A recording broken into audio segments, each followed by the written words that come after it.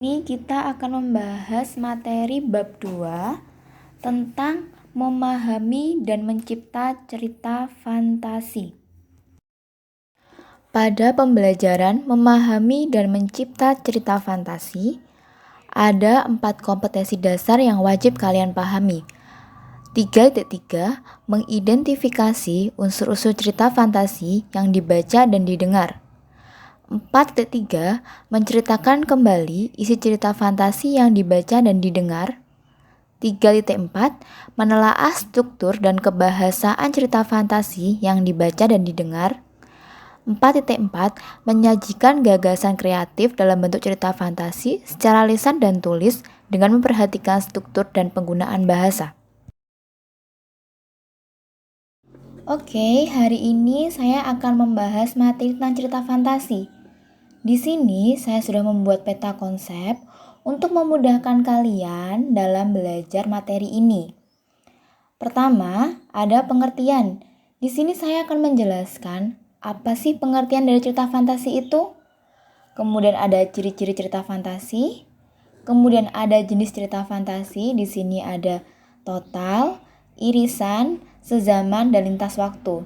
Kemudian ada unsur cerita fantasi. Dan yang terakhir ada struktur cerita fantasi. Nah, di sini nanti saya akan memberikan sebuah pertanyaan dan kalian coba jawab. Jika kalian sudah bisa menjawab pertanyaan tersebut, artinya kalian sudah paham materi ini.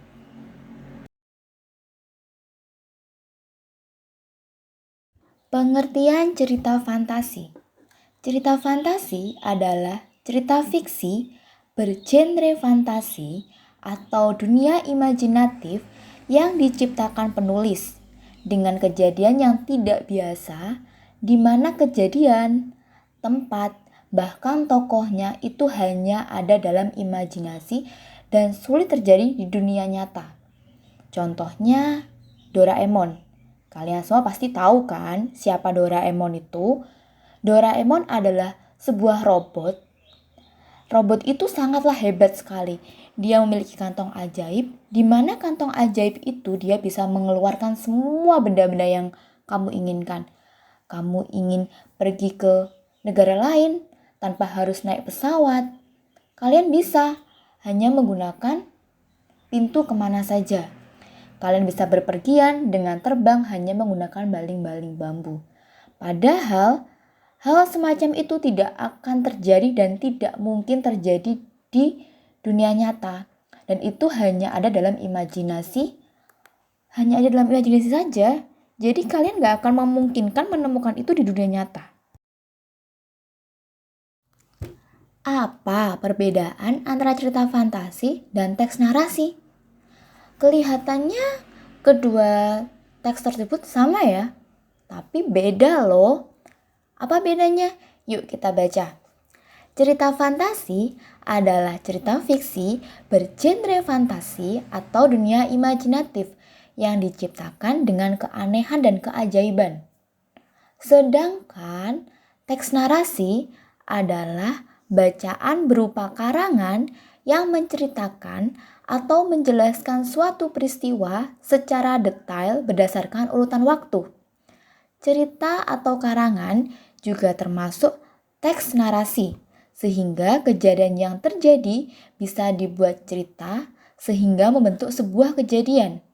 Biasanya, teks narasi dibuat untuk menghibur pembacanya melalui cerita, baik secara fiksi maupun non-fiksi.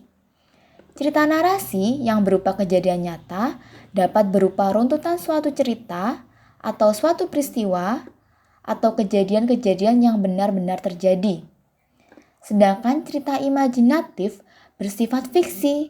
Teks narasi bersifat fiksi, di antaranya yaitu roman, novel, cerpen, dan drama.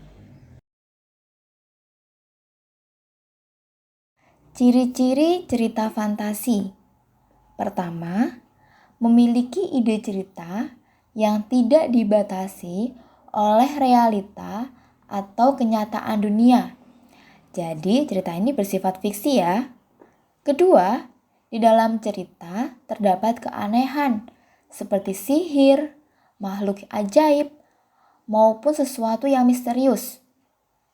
Ketiga, penggunaan latar dapat menembus ruang dan waktu. Keempat, tokoh yang memiliki keunikan tersendiri seperti memiliki kekuatan super untuk menyelamatkan dunia. Yang kelima, karena cerita fantasi menggunakan khayalan, maka cerita ini termasuk dalam kategori cerita fiksi. Jenis cerita fantasi berdasarkan kesesuaiannya terbagi menjadi dua. Pertama, cerita fantasi total, dan yang kedua, cerita fantasi irisan. Apa sih cerita fantasi total itu? Cerita fantasi total berisi fantasi pengarang terhadap objek tertentu. Pada cerita ini, semua yang terdapat pada cerita, semua tidak terjadi di dunia nyata. Dan ini murni hasil rekaan pengarang itu sendiri. Misalnya, cerita Nagata. Di sini itu total, semuanya itu benar-benar rekaan dari penulis. Mulai dari nama orangnya, atau nama tokoh, nama objek, nama kota, semua benar-benar rekaan dari pengarang atau penulis. Yang kedua, cerita fantasi irisan, yaitu cerita fantasi yang mengungkapkan fantasi tetapi masih menggunakan nama-nama dalam kehidupan nyata, menggunakan nama tempat yang ada dalam dunia nyata atau peristiwa yang pernah terjadi pada dunia nyata. Jadi, kalau fantasi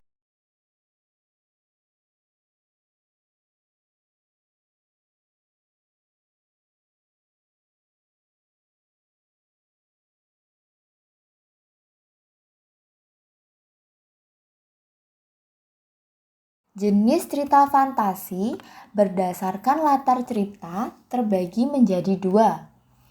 Pertama, latar sejaman, dan yang kedua, latar lintas waktu. Apa sih latar sejaman itu dan apa sih latar lintas waktu itu? Oke, saya akan menjelaskan. Pertama, latar sejaman berarti latar yang digunakan satu masa. Masa kini, masa lampau, atau masa yang akan datang. Yang kedua, latar lintas waktu. Berarti cerita fantasi menggunakan dua latar waktu yang berbeda. Misal, masa kini dengan masa prasejarah, masa kini dengan masa 40 tahun yang akan datang. Jadi, latar cerita sejaman itu, misal kalian buat cerita, misalkan kalian menggunakan cerita masa kini, berarti cerita dari awal sampai akhir itu menggunakan latar masa kini. Begitu juga ketika kamu membuat cerita tentang masa lalu, berarti semuanya itu menggunakan masa lalu. Nah, beda halnya dengan latar lintas waktu. Ketika kamu membuat cerita latar lintas waktu, kamu bisa menggabungkan dua waktu itu. Misal, kamu menggunakan cerita pertama latar masa kini. Kemudian di tengah-tengah cerita kamu balik lagi nih ke masa prasejarah. Terus kemudian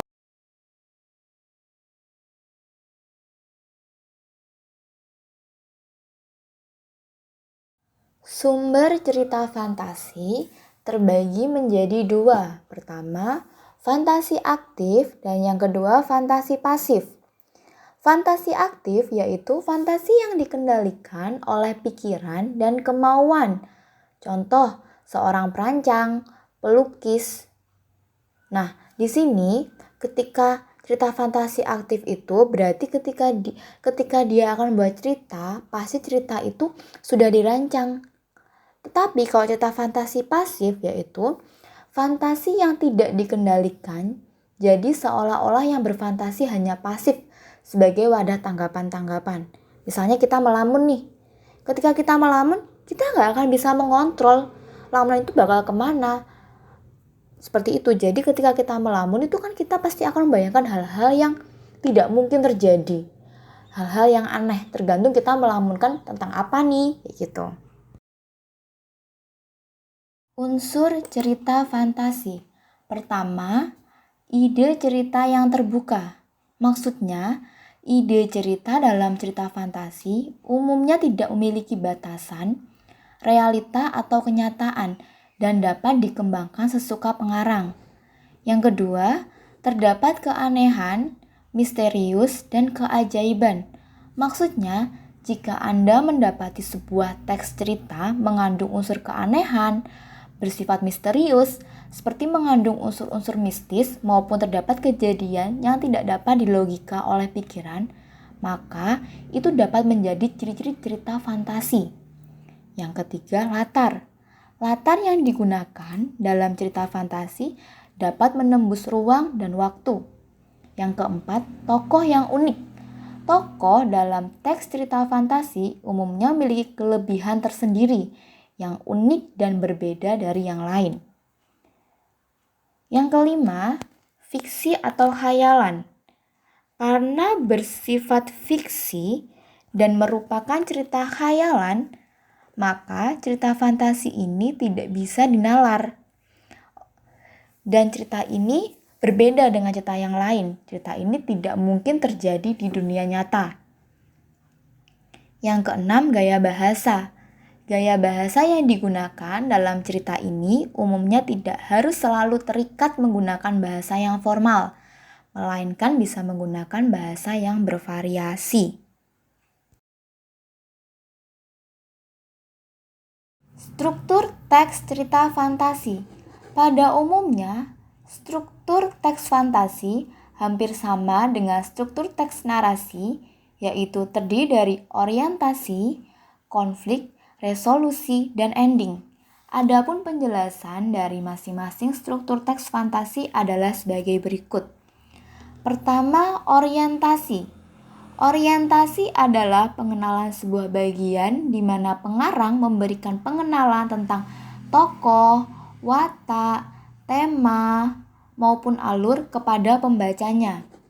Kedua, konflik. Konflik adalah bagian di mana terjadi permasalahan dimulai dari awal permasalahan hingga menuju puncak permasalahan. Yang ketiga, resolusi. Resolusi merupakan penyelesaian dari permasalahan atau konflik yang terjadi. Resolusi sendiri merupakan bagian penentu yang akan mengarah pada ending. Yang keempat, ending. Ending adalah penutup cerita fantasi. Ending sendiri dapat dibedakan menjadi dua, yaitu happy ending, di mana tokoh utama menang atau bahagia. Yang kedua, sad ending, di mana tokoh utama tewas atau mengalami kesedihan. Di sini kalau misalkan sad ending, biasanya pembaca merasa sedih ya, merasa kecewa karena sudah membaca banyak cerita, tapi hasilnya tidak seperti yang diharapkan. Oke, pada bagian ini saya memberikan sebuah contoh cerita fantasi yang berjudul Ruang Dimensi Alpha.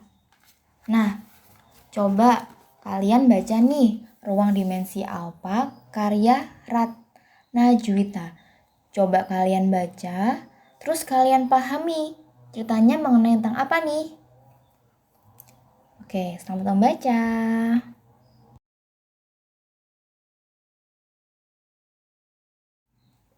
Oke, bagaimana? Kalian sudah selesai kan membaca cerita fantasi yang berjudul Ruang Dimensi Alpha? Setelah kalian membaca cerita fantasi berjudul Ruang Dimensi Alpha, selanjutnya tugas kalian adalah mengerjakan tugas di bawah ini. Jika kalian bisa mengerjakan, berarti kalian sudah paham materi tentang cerita fantasi. Di sini ada 4 soal. Pertama, urutkan kejadian yang dialami Doni pada cerita tersebut. Kedua, bagaimana proses terlemparnya Doni ke lorong dimensi alpha. Ketiga, siapa, tokoh, dan bagaimana watak tokoh yang ada pada cerita. Dan yang keempat, kelompokkan kejadian mana yang mungkin terjadi di dunia nyata dan mana yang tidak mungkin terjadi di dalam dunia nyata. Oke, sekarang siapkan kertas. Coba kalian kerjakan nih soal ini.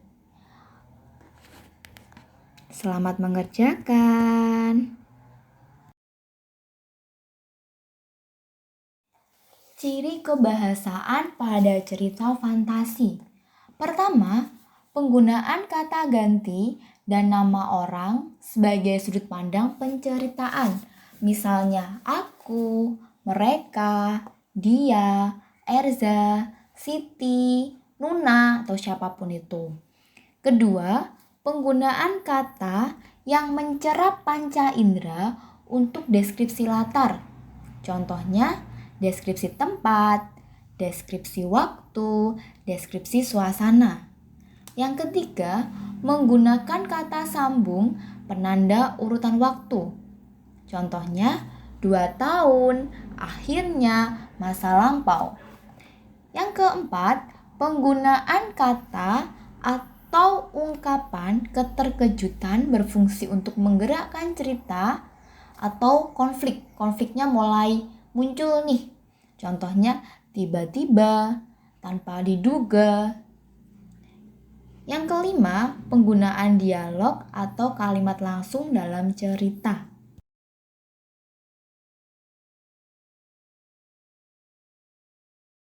Langkah-langkah menulis cerita fantasi.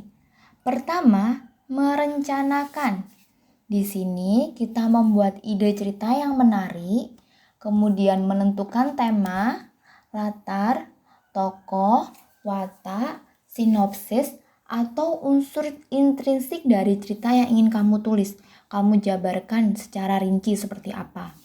Yang kedua, mengembangkan produk. Di sini, unsur intrinsik yang tadi itu kita kembangkan menjadi cerita yang menarik. Yang ketiga, buatlah judul yang menarik. Buatlah judul yang unik, tapi menarik. Karena judul yang unik itu membuat pembaca merasa tertarik ingin membaca karya tersebut. Yang keempat, setelah selesai, cobalah menelaah untuk merevisi cerita fantasi tersebut. Dan yang terakhir, jika semua sudah bagus, maksudnya sudah tidak ada kesalahan, baru kita publikasikan cerita tersebut.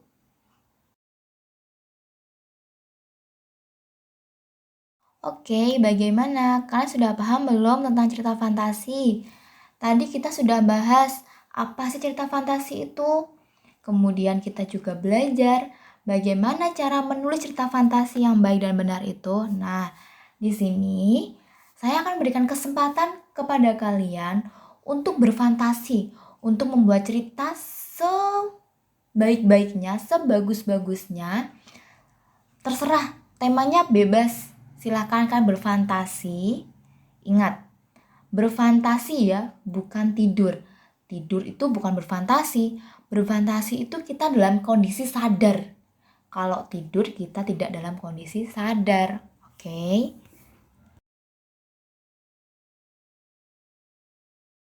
Sekian pembelajaran kita hari ini tentang cerita fantasi. Semoga materi yang saya berikan hari ini bermanfaat buat kalian dan membantu kalian ketika belajar di rumah. Mengingat kondisi saat ini masih pandemi dan kita masih harus belajar secara mandiri di rumah, saya harap semangat belajarnya tidak boleh kendor. Kalian masih harus semangat untuk mencapai cita-cita kalian. Selamat belajar dan semangat! Terima kasih. Wassalamualaikum warahmatullahi wabarakatuh.